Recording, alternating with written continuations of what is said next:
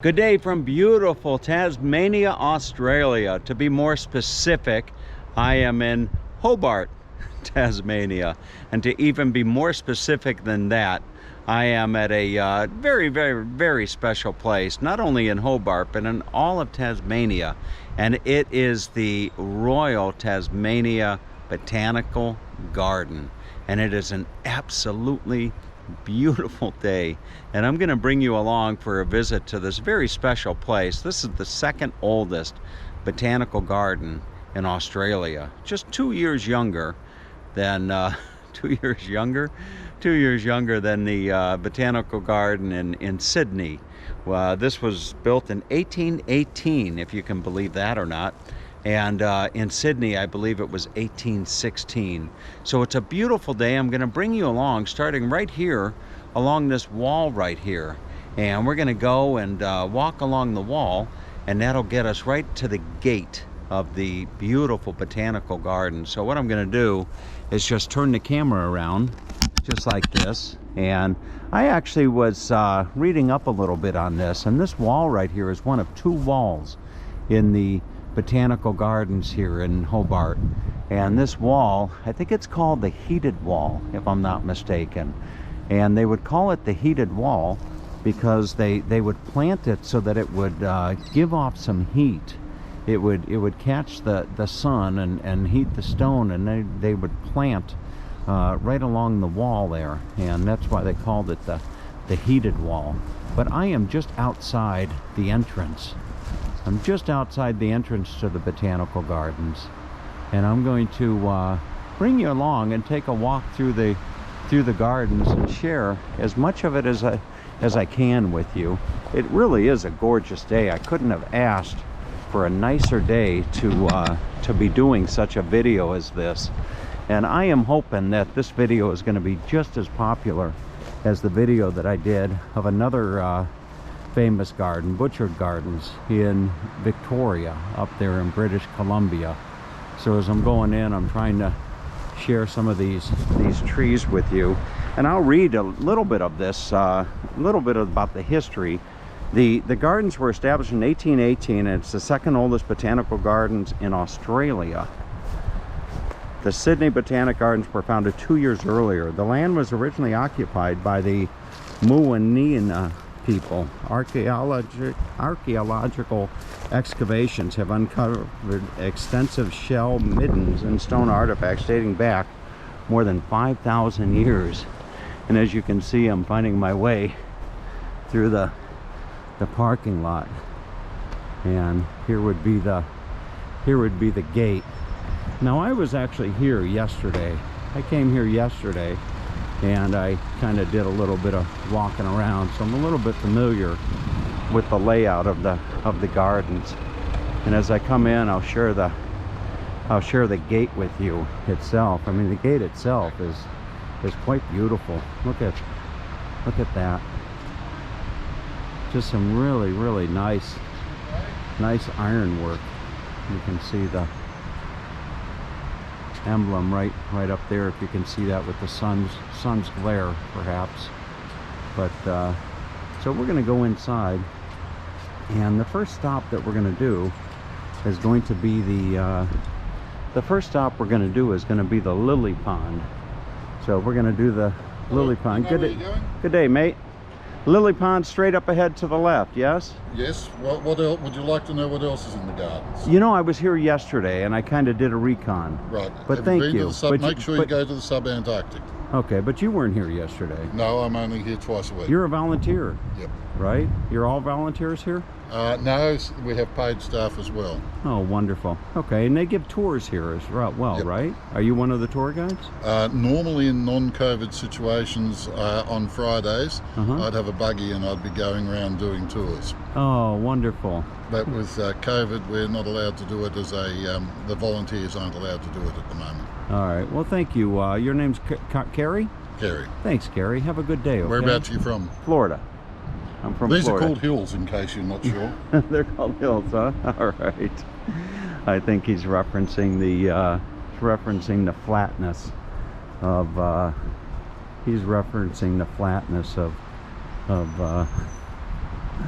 Florida, I'm sure. So here's the sign. You see, you can go up to the Chinese collection on the left, and the pinetum, and then the lily pond. So what I'm going to do is I'm going to take you up through here. We'll go up through the Chinese. We'll go up through the Chinese collection, and the pinetum, I think, is what they call it, and then down to the lily pond. Just beautiful. Really is a special place. No charge for admission. You just come on in, pack a picnic, and come in. Look at this beautiful plant right here. Just really pretty. Now these steps would probably take you down to the lily pond, but I'm going to walk along here a little bit, and I saw a sign that said there were some really big trees. Here's a couple of stone sculptures, and I'm not quite sure. This might be the right here. This might actually be the Chinese collection right down in here. But what I want to do, I want to see if I can't walk down this way just a little bit further, and maybe I'll see the really big trees before making my way down to the lily pond. Just a gorgeous spot. It really is a beautiful, beautiful place.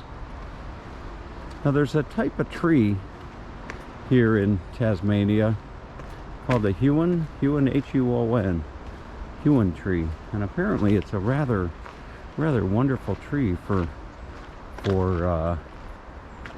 it's a rather wonderful tree. This is the pine tree right here.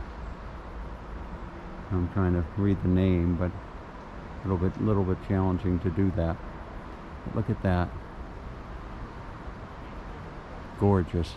Now I can imagine, I don't think that they planted these trees here. These trees have probably been here quite a while. I think it's fair to say. Maybe they built the garden around the trees. Look at this beautiful fern. Very nice.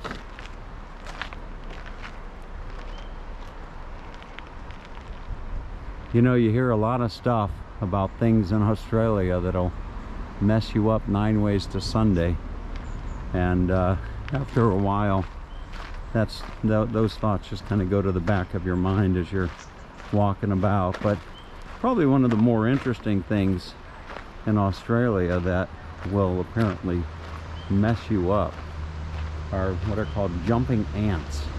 Now this looks like a big redwood tree, and then right at the base of the tree there's a sign that says look up. So why don't we do that? We'll go ahead and we'll look up and give you a nice view. There you have it. I'm actually going to come down over here behind into the shade and give you a nicer view looking up. Look at that. Boy, no doubt about it, I have seen some really beautiful sights in my time here in Australia. I'll give you a nice view of this.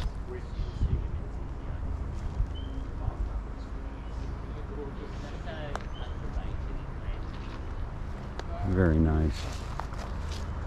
So as far as the critters go, you kind of put those into the back of your mind, and or in the back of your car in my case, which was about a week ago, where I opened up the back of my car only to see a big spider that was there. There's a beautiful pine cone.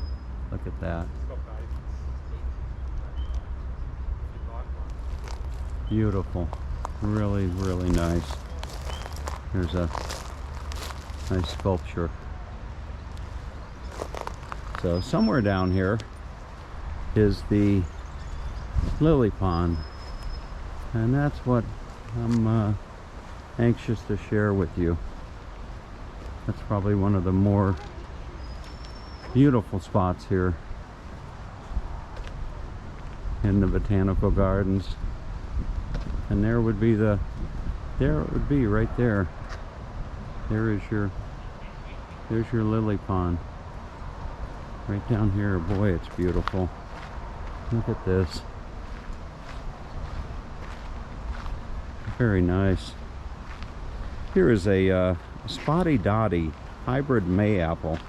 Look at this plant. Right here. It's called a hybrid mayapple. It's a spotty dotty. You can see that. Maybe I can give you a nicer view here. There you go.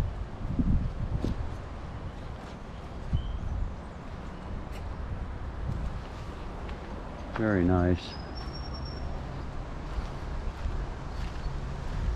Here's black false hellebore. Now, a lot of people would come here and want to see a lot of flowers. And there are spots where you could see flowers. This is a Mexican cypress, Mexico to Honduras. Although naturally occurring in Central America, the species name Lusitanica refers to Portugal because it was first described from the plants that it had been imported there. The tree is an unusual form of the Mexican cypress with its branches spiraling up the trunk in an anti-clockwise direction. So there you have it. Look at that beautiful tree. And here is your view right down there. Look at that nice little bridge. So I'm going to take you down. See if I can't take you down, maybe across the bridge. Here's a little observation area right here. And before I share that with you, here's another tree.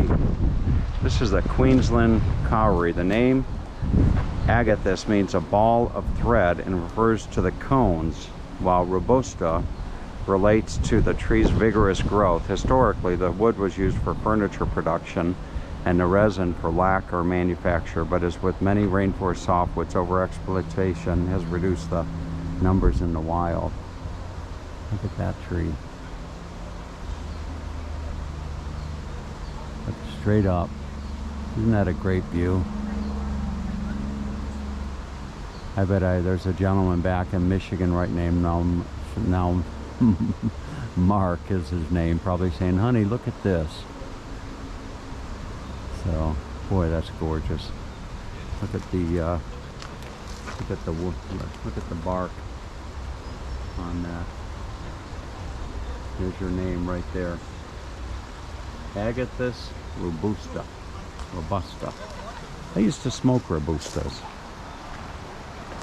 back in the day when I was having cigars. But there's your $1 million view, folks. Look at that. There's your lily pond here at the Royal Botanical Garden in Tasmania. Isn't that beautiful? Really pretty. Really, really pretty. So we'll see if we can't find our way. See if we can't find our way down there and share a little bit more information with you that I'm actually reading online. The gardens hold historic plant collections and a large number of significant trees, many dating back to the 19th century. It also has an increasing number of important conservation collections of Tasmanian plants, of which the King's Lomatia is one of the most unusual and the world's only subantarctic plant house. Here, plants from subantarctic islands in the high southern latitudes and subantarctic islands are in high, well, I'm trying my best to read that and walk, but it says here, plants from subantarctic islands and high southern latitudes are displayed in a climatically controlled environment where chilly fogs and mist mirror the wet, cold conditions of their island homes.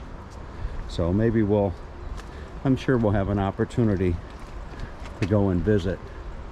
There's another beautiful view of the lily pond here. Look at that. Boy, that would have made a nice, sure would have made a nice drone flight.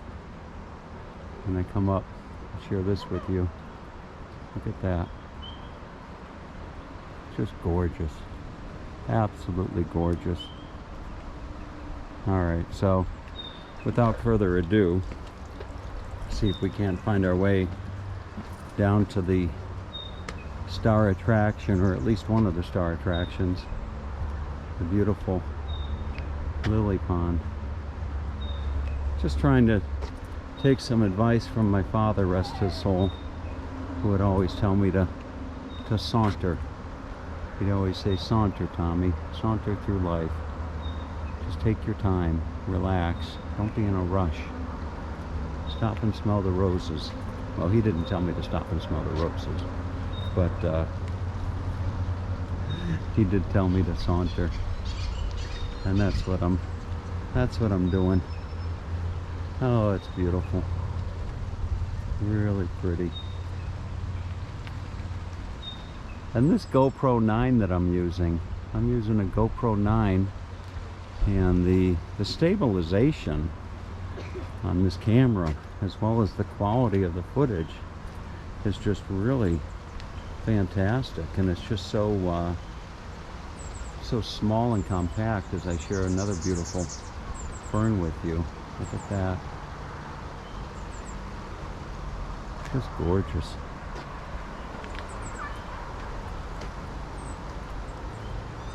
Really no shortage of interesting plants. Now look at these.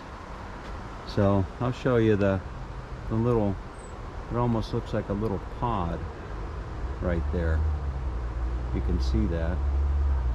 And then from that little pod come these flowers. Look at that. Isn't that beautiful?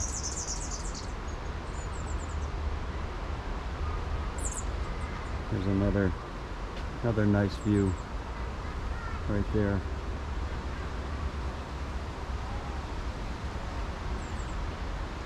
No shortage of bumblebees floating about, and I know all about, you know, the bumblebees. I was a little kid and I was taught about the birds and the bees. So I don't know that I'm an expert about the birds and the bees, but I know enough to make me dangerous. Look at that beautiful spot. Isn't that gorgeous? Wow, that really is pretty. That really is beautiful. Oh, it'll be fun editing this. And what I'm going to do is I'm just going to move the camera just a little bit in such a way that I can kind of hold it and just kind of give you the sensation of walking through here yourself. You could put this up on a big screen TV like Carlo Panatatti, maybe in Melbourne, will be doing. He was telling me the other day that he was putting one of my videos up on 4K, and telling me that it looks rather nice. Those yellow flowers, I believe, are called fringe cups, and it says West North America, so maybe that's where those are coming from. It's gorgeous.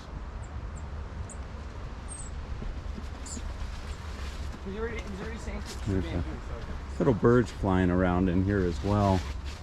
Maybe I'll be able to capture one of those. And here is a really interesting plant. Look at this. Isn't that something?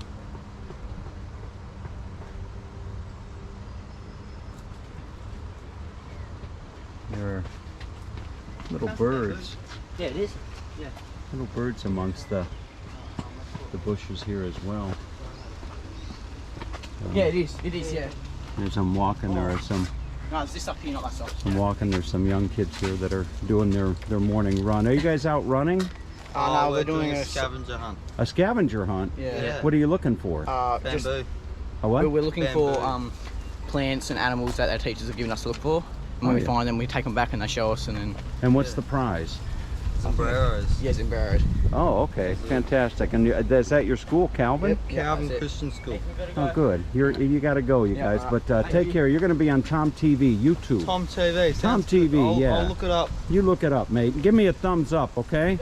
All right, there you go. Oh, you know, that's a. Oh, that was really nice. So, and we come down. Here's your. Look at this view right here. Boy, is that beautiful. Boy, I could just do. Maybe I'll do a part 1 and a part 2 on the gardens. That is just gorgeous. Look at that view. Wow. Just beautiful. So the kids are on a scavenger hunt right now, going through the gardens. Here is coming back around. This right here is what's called a cabbage tree from New Zealand. Look at this.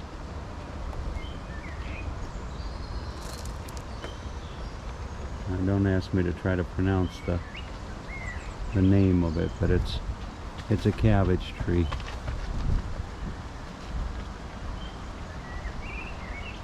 Very nice. All right, so on with the tour. Maybe I can give you one more view from that observation area just over here before we go and check out the rest of the gardens here. Look at that. Very nice. And the smell of the garden is just really gorgeous. It's just fantastic. Here's some beautiful flowers here. Look at that.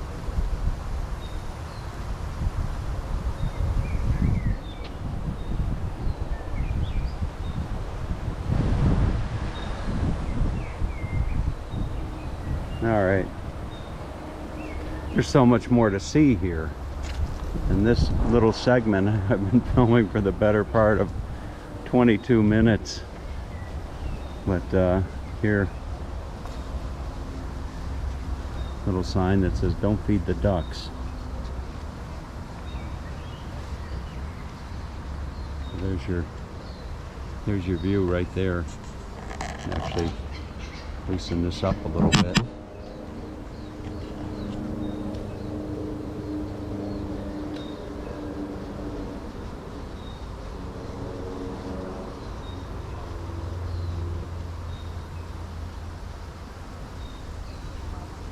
All right, so let's go check out the rest. Go check out the rest of the gardens. I think what I'll do is I'll give you a nice look at that. Isn't that beautiful? Just gorgeous. And maybe what I'll try to do is turn the camera upside down and give you a nice view right almost at water level. Let's see if I can't do that.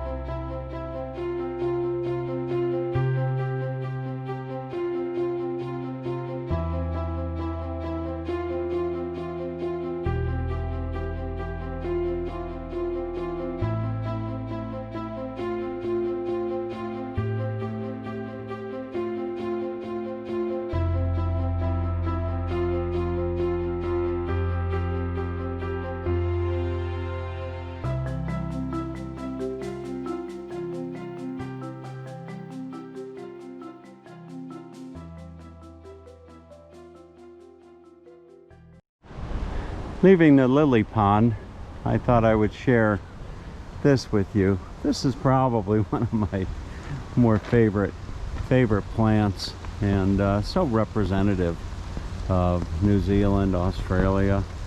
This right here is a hot rock fern.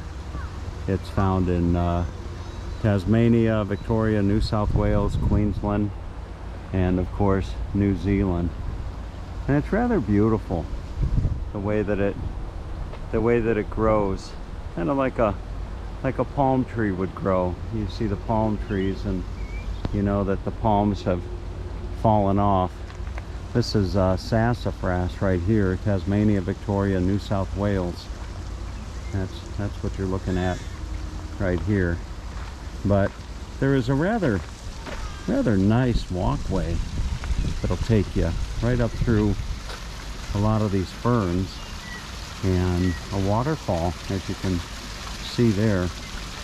This is native laurel right here. What that says.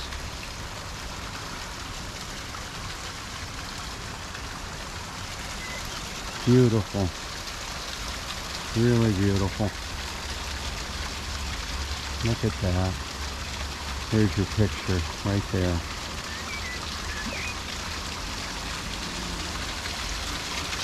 There's your waterfall.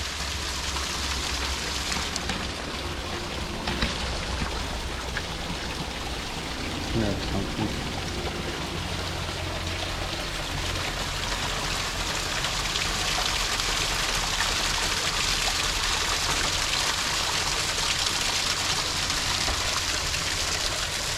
Alright. So, next thing I want to find is the arch. There's supposed to be a commemorative arch recognizing the 150 years of the gardens here. Look at that.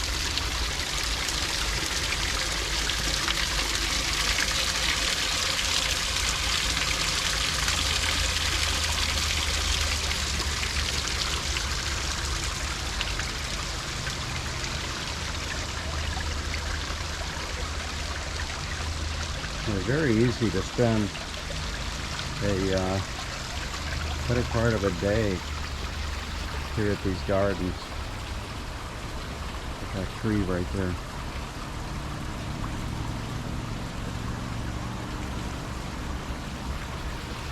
Really beautiful.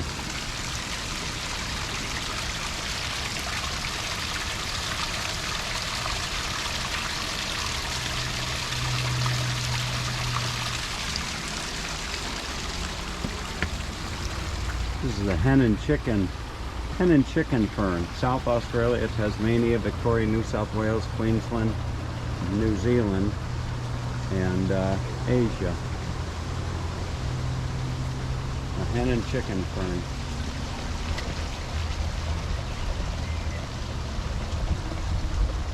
All right, let's go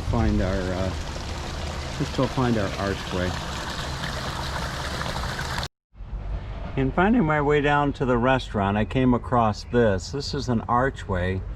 This archway framed the entrance to the AMP building, Hobart. It was donated by the Society and re-erected by the Trust to mark the 150th anniversary of the founding of the gardens in the year 1818. And look at this.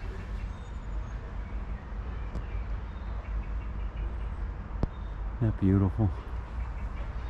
So 1818 on one side of the arch, 1968 on the other. I was all of a little 5-year-old boy growing up on the shores of Lake Erie outside of Cleveland, Ohio.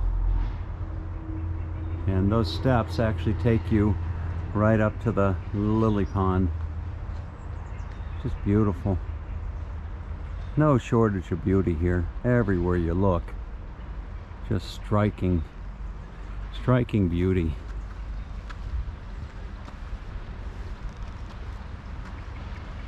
Beautiful.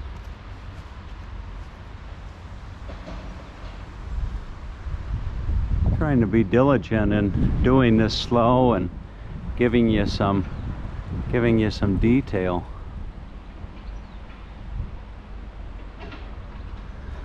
I know that in all likelihood this video will be watched by thousands and thousands of people over the coming years, much like the video that I did at the Butchered Gardens in Victoria Island in British Columbia has gotten a lot of views.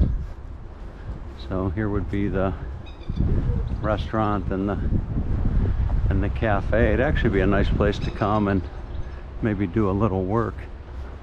So I'll see if I can't find my way inside before it closes and give you a nice little tour of the inside. Everywhere you go you see these interesting plants. Look at this.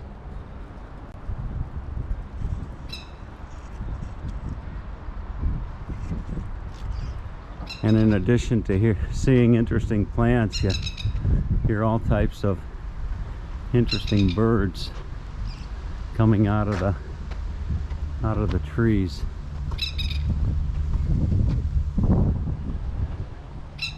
Wonderful.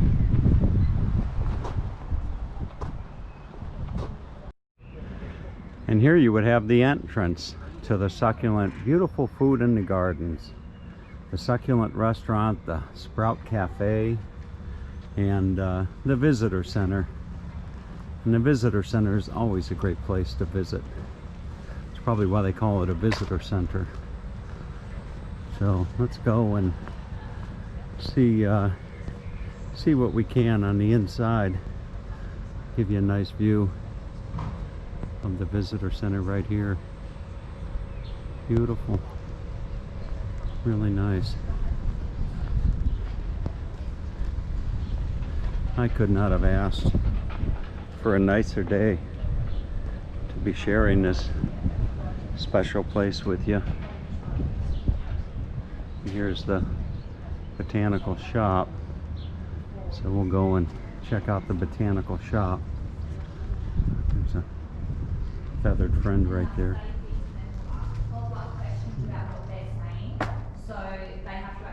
There's a class going on.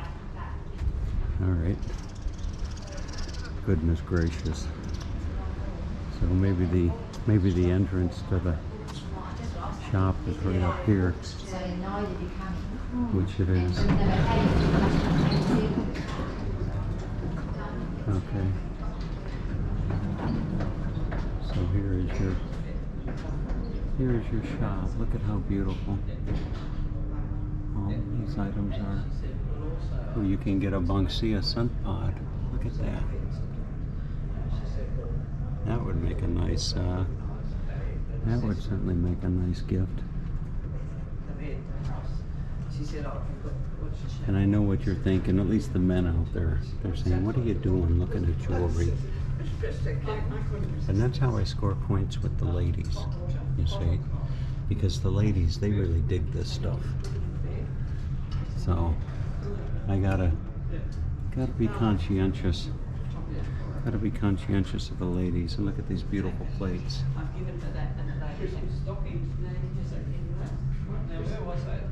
And there's your koala and the kookaburra.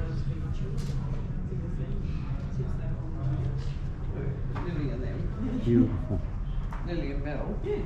It smells like that. It's very nice. Wonderful. You can get some gin with sweet and spicy botanicals.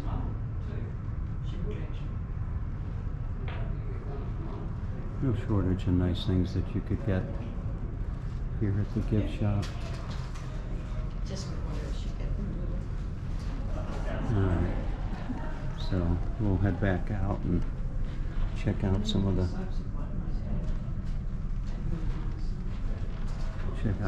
other sites around the gardens. And over here you would have the restaurant right here. Beautiful. Just gorgeous. What a wonderful place to come and Grab yourself a bite to eat. The staff, they're all kind of looking at me wondering what am I doing, you know? I'm doing a YouTube video. Oh, all right. You know, if you gotta wake up and go to work in the morning, you're going to a pretty good place here. You know that, huh? Good. All right, fantastic. Very nice. And then look at the view out here. Oh, talk about a view to die for. Just beautiful. Really, really beautiful. Look at that. Boy, what a spectacular place to have a bite to eat or a coffee. Just gorgeous. All right, we'll go check out some of the rest of the gardens. Looking at the map, one of the more interesting attractions here isn't made of wood or growing from the ground. It is a well, they are some walls, and I'll share this with you as I'm getting ready to share the wall with you. This is Wisteria pergola. Wisteria has grown in these gardens since 1857. It's a native of China. Even now, it is probable that most wisteria in the West descend from a single plant that grew in the Canton garden of a Chinese merchant known as Kansekwa. So there you have it. Now we'll go, and this is the wall. Look at this.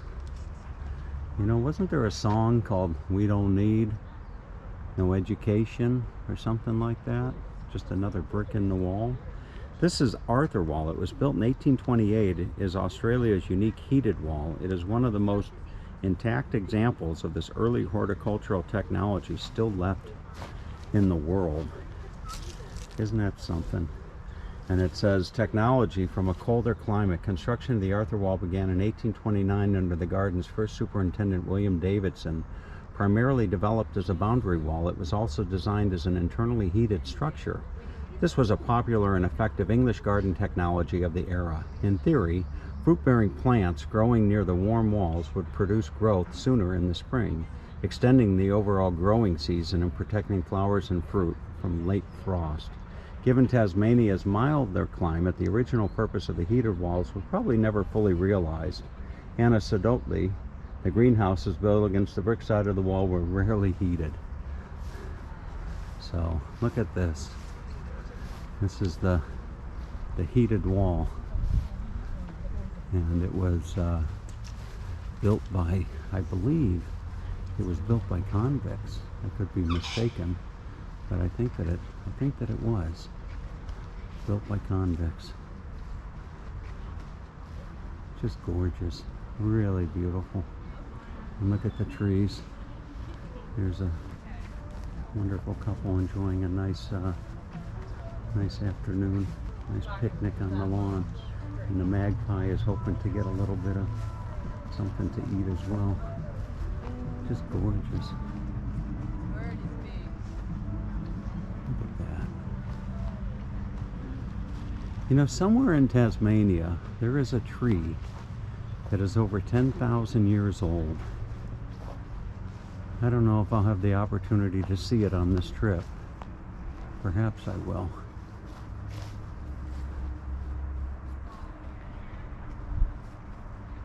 Look at that, straight up.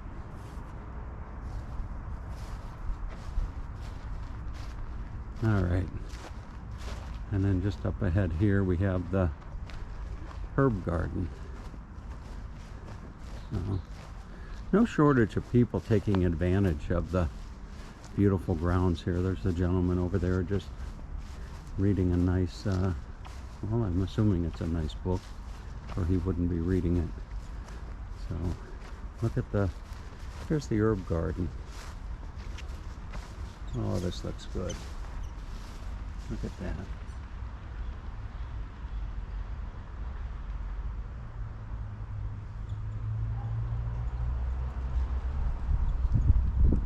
Oh, and the smell is wonderful.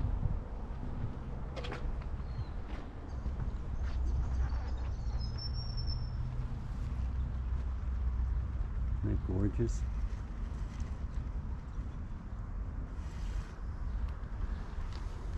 You know, it's nice that I'm able to film and share this in 4K because it just gives some really nice quality to the final product. This right here is cotton lavender.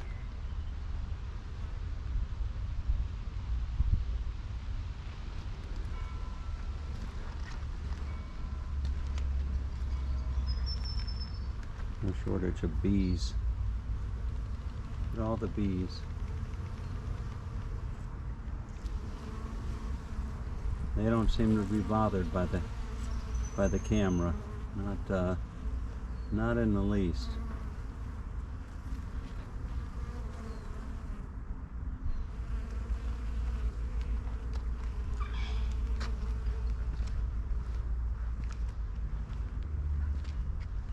Wonderful.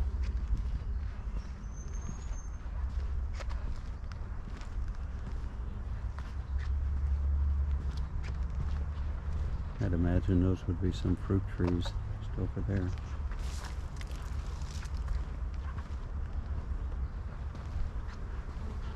All right, we'll go and see what else we can find here in the garden. I have found my way to the subantarctic garden here, or subantarctic house. This conservatory, which was built with monies provided by the Tasmanian government, the Hobart City Council, and the late Honorable L.M.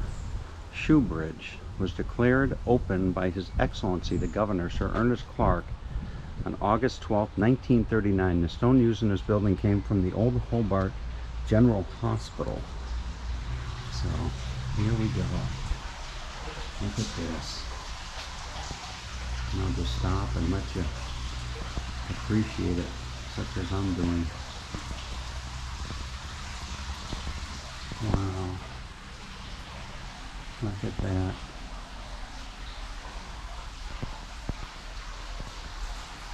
As I'm walking and talking, I'm trying to visualize pictures. I will go through and edit this later on, and as I'm editing it, I will inevitably find some beautiful pictures to share. There's a gentleman over here who looks to be quite the photographer himself. That's quite a camera. That's quite a camera. Yeah, it's just designed to get up nice and close. Yeah, so I've got the wide there and the telephoto here. Very nicely. Very nice. Look at some of these.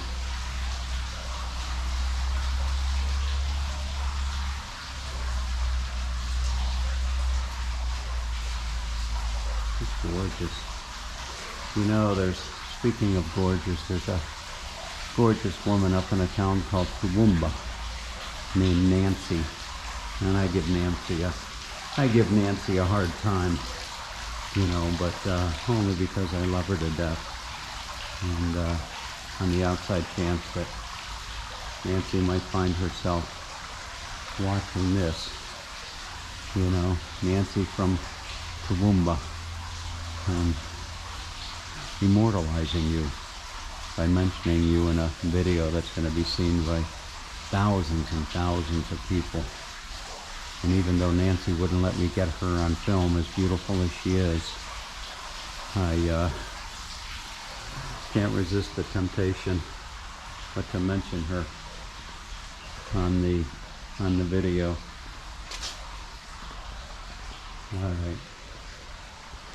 There's a nice little pool here. Look at the stonework.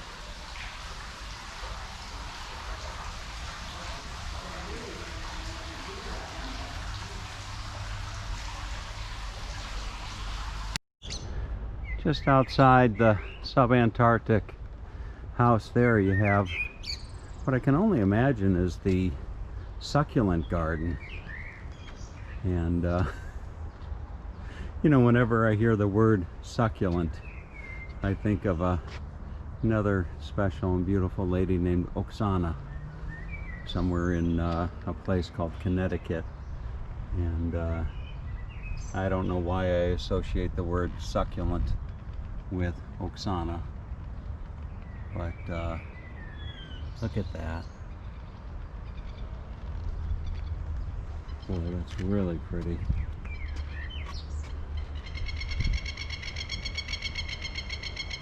You can hear all the birds as I'm walking and talking. They're perching and chirping in the various trees around here.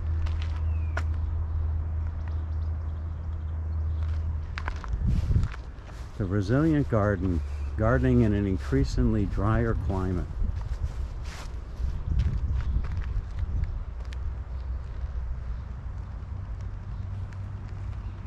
No shortage of bees.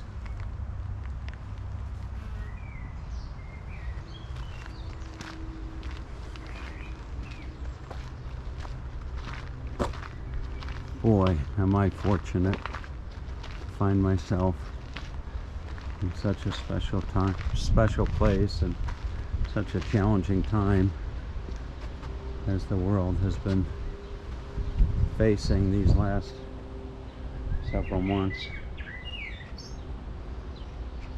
Some of your cactus there. Look at those.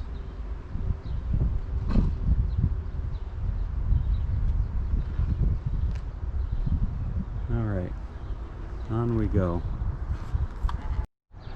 I found my way to another special place, the Tasmanian Community Food Garden. This has been a site of continual food production for over 200 years.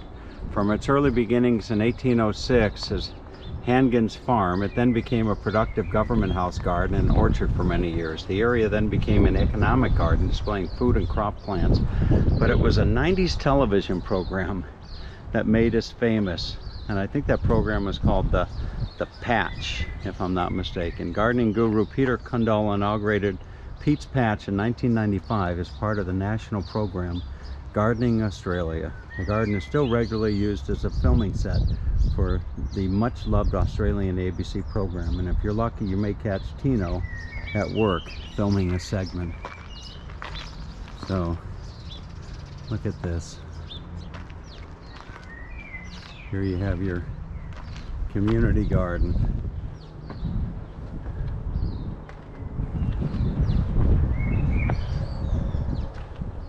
Boy, the sound of the birds makes such a beautiful backdrop. As I'm walking and talking, I'm visualizing spots that I'll want to come back and try to drive my or fly my drone around. Look at this.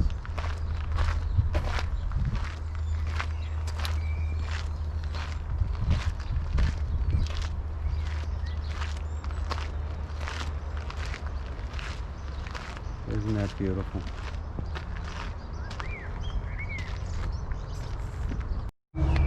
This is no doubt the other wall that I was told not to miss.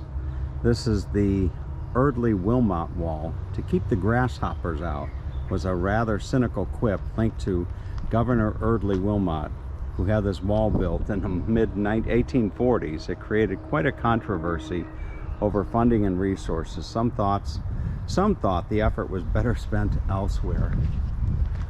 And you come in and you got some artichokes right here.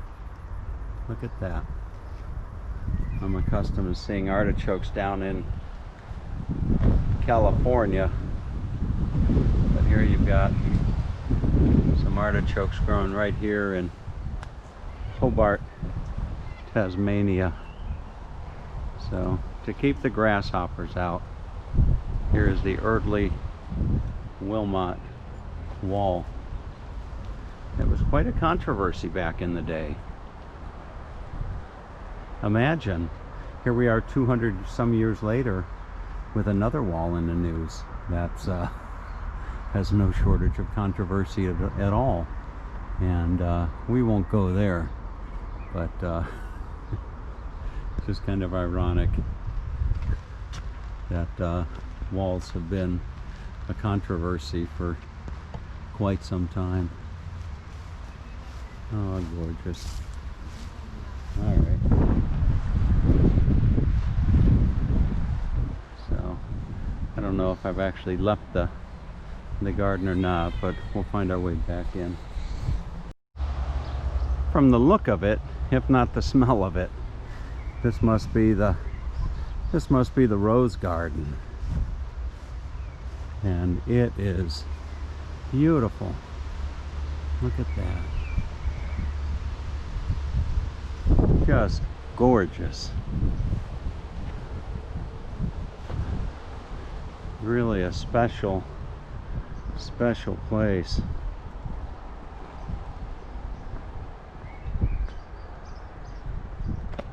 Wow. That really is something beautiful.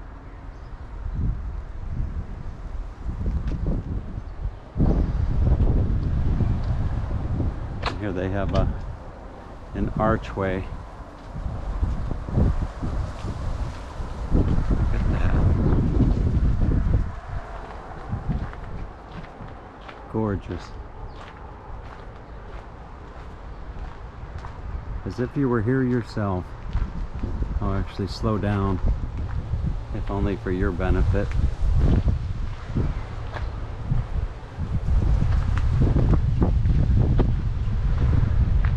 You know, as I film this, I realize that there are people in this world that can only dream of coming to a place like this. And for me to be able to come here myself and not take the time to share it and let those of you around the world that would only be dreaming of such an experience to come and feel as if you were here your very self. And it's just unfortunate that I can't really let you smell the roses through the camera, because if I could, I would. Look at these. Just gorgeous. Really beautiful.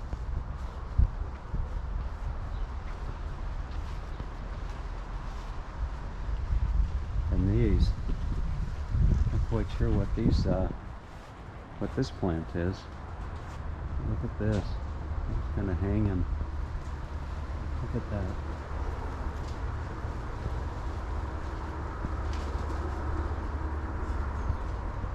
Wonderful. All right. Oh, everywhere I look, I see something worth sharing. Look at that. And then just over here, these are Blue Fortune hummingbird mint, is what these are called. A Blue Fortune hummingbird mint. And there's your flowers right there. It's always nice with the blue backdrop. All right.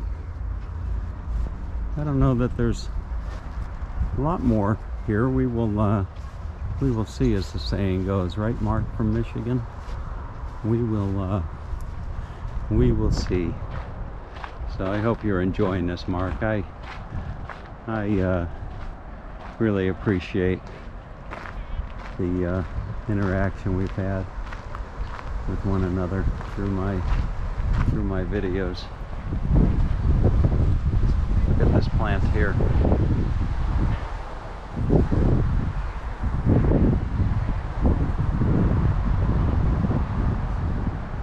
That's something.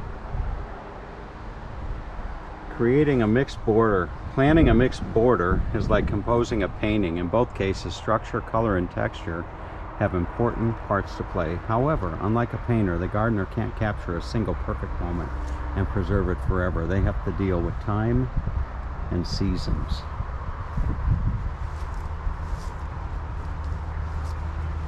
Wow.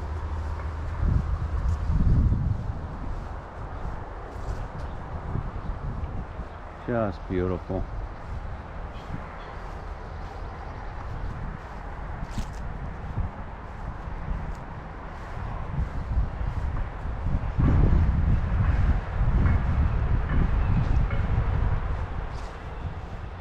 Look at this. Look at this path right here.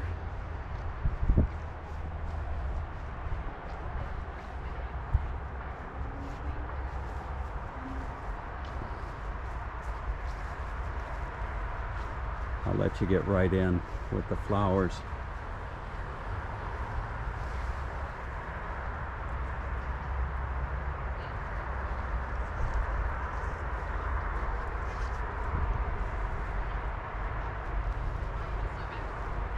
Gorgeous. The gentleman in the gift shop, I told him that my garden video of butchered gardens in Victoria gets about 100,000 views every month, and he said he'd be curious to see how this compares to the botanical garden up there in Victoria. Beautiful.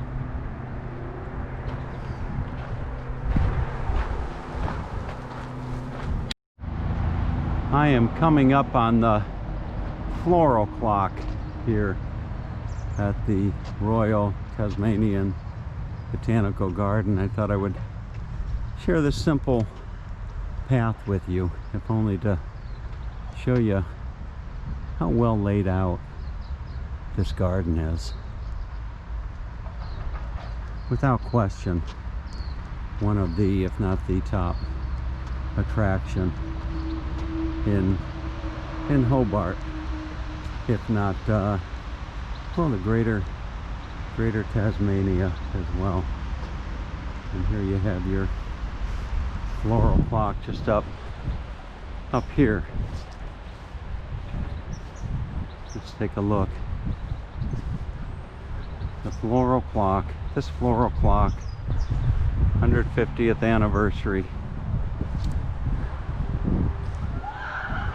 Built by cadets at the Science Center of the Education Department, installed in December 1968 to mark the 150th anniversary. Look at that.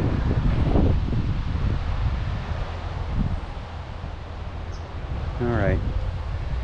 So I think there's one more stop here in the garden that I want to share with you, and I think it would be the, if I'm not mistaken, the fernery. We will see as I come across this large stone structure here. Look at that. Like many other things, it's got a plaque on it, and it says Monument to the Blue Gum by Marcus Carton. This sculpture symbolizes reverence for the great forest of the blue gums in Tasmania, which we all inherit when we come to live in this unique part of the world. So this is dedicated to the blue gum, and whereas you might think that was stone, it's actually not. That's wood. Look at that. It's actually wood. Alright. So, we'll see if I can't find anything else to share with you. I found my way over to the palm collection. And I know you're asking, palm collection? This palm collection is listed on the National Trust of Tasmania Register of Significant Trees. It comprises 31 individuals from 7 genera originating from regions as diverse as Mexico, China, and Africa. Its interest derives from the rarity of such a collection in Tasmania. Palms, incidentally, are not true trees, but are really a giant form of Monocotyledon, the group of plants to which grasses belong. I hope I got that right without butchering it too much. Look at these. So this is your palm collection, as you hear the bird in the background there.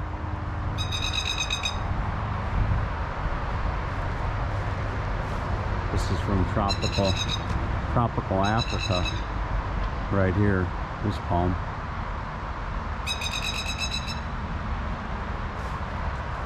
All right, I think we're almost through the tour of the gardens.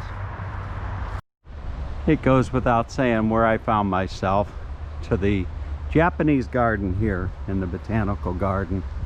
And I was just looking at the sign at the entrance to the garden, and I'm gonna just kind of take you for a walk through the garden as if you were here yourself, as I've probably said half a dozen or more times doing this video. But regardless, it's really special. I'm just gonna kind of take my time through here. I don't know really how far it is or how big it is, but I would imagine I should be able to walk through here in all of a couple minutes, 2 or 3 minutes. And from the sound of it, as you can see, there's the waterfall. And we've got a beautiful waterfall here. Look at that.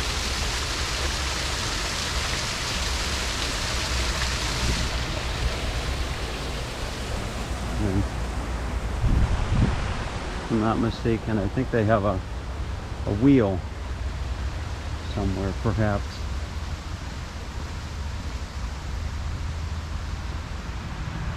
And as I speak, I'm walking around the wheelhouse itself, which I'll share with you in just a moment.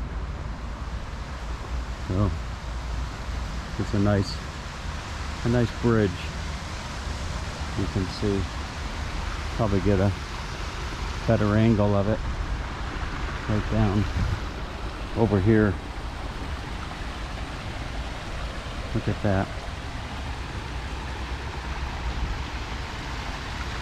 Really pretty.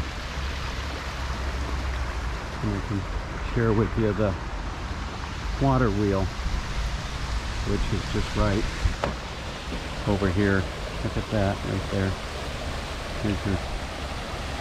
Here's your water wheel.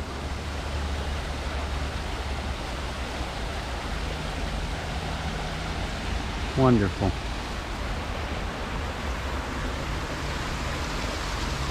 All right, I believe that there is one more garden to share with you, and that would be the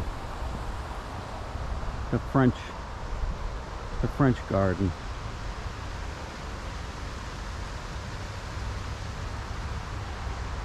Which is just up from where I'm at right now in the Japanese garden. What a wonderful way to spend an afternoon, or if you want to pack a picnic instead of heading to the beach, you can head to the gardens. Very pretty.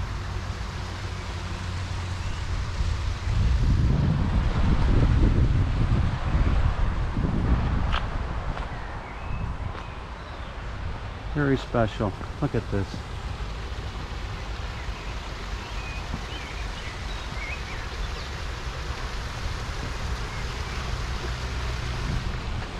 All right, let's go check out the French garden.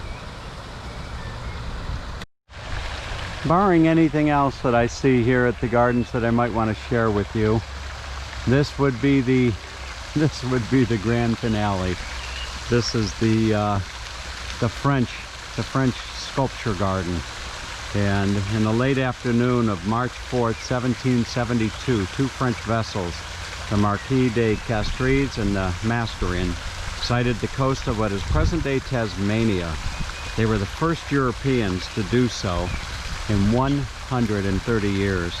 The sculpture was created by Stephen Walker to mark the bicentenary of that event and acknowledge the contribution of early French explorers and scientists to our understanding of the island state. The sculpture is made from Huon pine, a rare Tasmanian timber used for ship repairs by French navigators. Isn't that something? Resistant to water, the timber was highly prized for shipbuilding when Hobart was a fledgling colony. The sculpture represents the bow and sails of a French ship and is the only Australian sculpture ever presented on a stamp of another sovereign country. It is Stephen Walker's only work in Huon pine on public display. Look at that. Just beautiful. Really wonderful. I'll walk around it and give you a little bit of a closer view.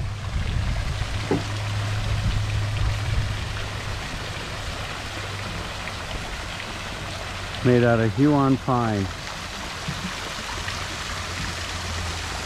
That's something. Imagine having this in your backyard.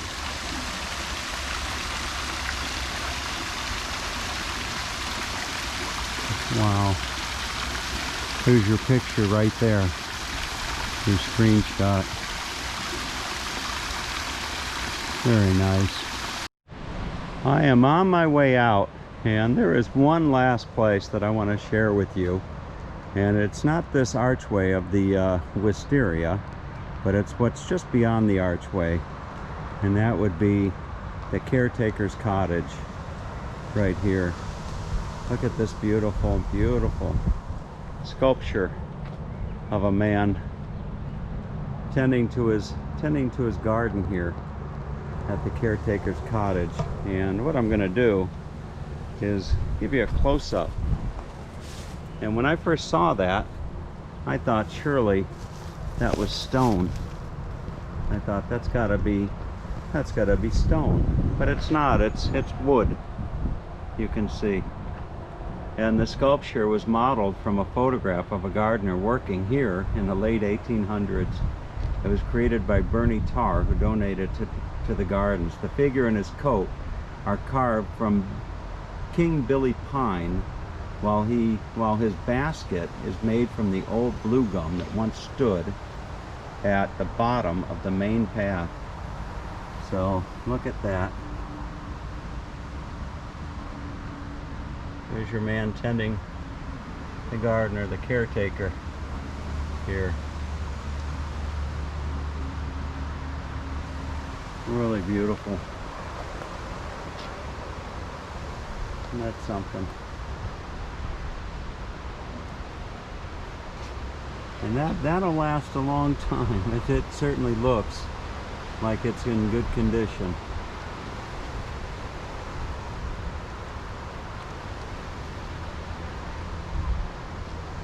Isn't that beautiful?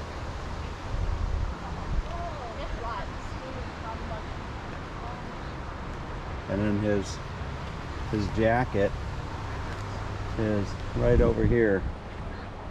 Here's his jacket.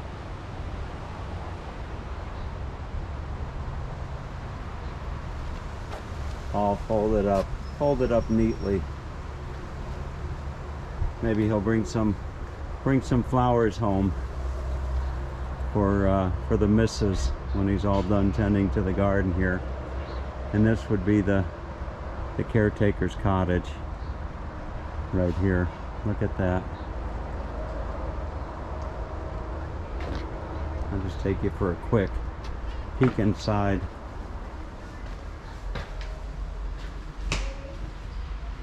We got a lot of information here on the different exhibits at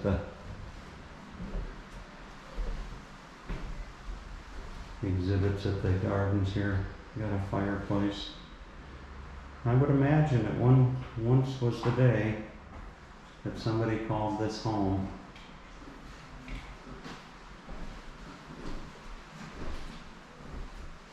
Isn't that nice?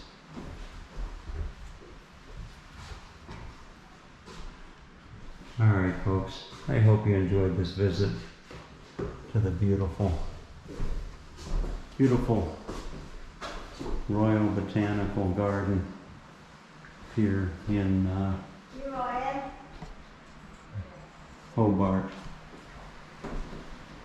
Actually share with you the little wallpaper up here.